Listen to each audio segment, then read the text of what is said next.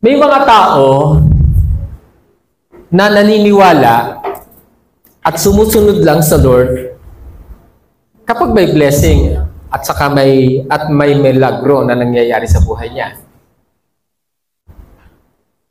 May mga tao talaga, kaya lang naman sila sumusunod kay Lord dahil may blessing, dahil may milagro. At merong mga tao na kapag may problema, sa halip na harapin nila yung problema, umiiwas sila sa problema. Paano kung wala ng milagro?